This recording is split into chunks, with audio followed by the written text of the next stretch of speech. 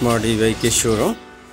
গাজীপুর থেকে ভদ্রলোকের কার থাকার পরেও আমাদের বাম্পার মডেল পাওয়ার প্লাস মডেলের গাড়িটি ওনারা গাজীপুর থেকে নিতে আসছেন। এই যে নিয়ে গেলেন, ওনারা পিক আপে করে আমাদের এই পাওয়ার প্লাস মডেল গাড়িটি নিয়ে যাচ্ছেন। পিক আপ ওনারা নিয়ে এসেছেন, ওনারা গাড়ি আর পিক আপ দুটো একসাথেই যাবেন।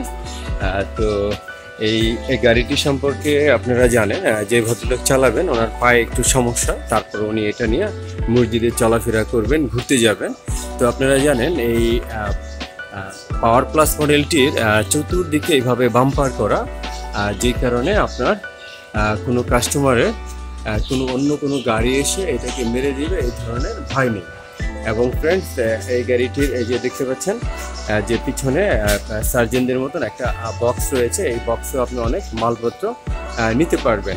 এবং এখানে যেই চাকা রয়েছে আপনারা দেখতে পাচ্ছেন অ্যালয় ডিম সমৃদ্ধ মাঠগার্ড রয়েছে এবং অ্যান্টি পাংচার টিউবলেস টায়ার।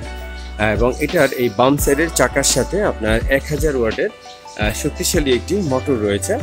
এই 1000 ওয়াটের শক্তিশালী মোটর থাকার কারণে ফ্রেন্ডস, আপনি যে কোনো পাহাড়ি রাস্তা এবং যে কোনো রাস্তায় খুব অনায়াসে গাড়িটি চালাতে পারবেন, এবং স্পিড উঠবে আপনার 60 থেকে 55 কিলোমিটার বেগে আপনি গাড়িটি চালাতে পারবেন। এবং এক চার্জে আপনি যেতে পারবেন 60 থেকে 70 কিলোমিটার।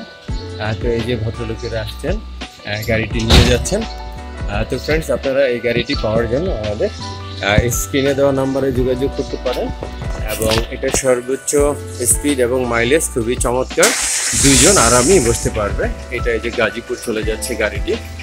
তো আপনারা সরাসরি শোরুমে এসে আমাদের গাড়িটি এভাবে নিয়ে যেতে পারেন, অথবা আপনারা যদি অর্ডার করেন আমরা কুরিয়ার করে দিব। আপনারা যেটা করতে পারবেন 24 থেকে 48 ঘন্টার মধ্যে আপনাদের লোকেশনে আমাদের গাড়িটি পৌঁছে যাবে।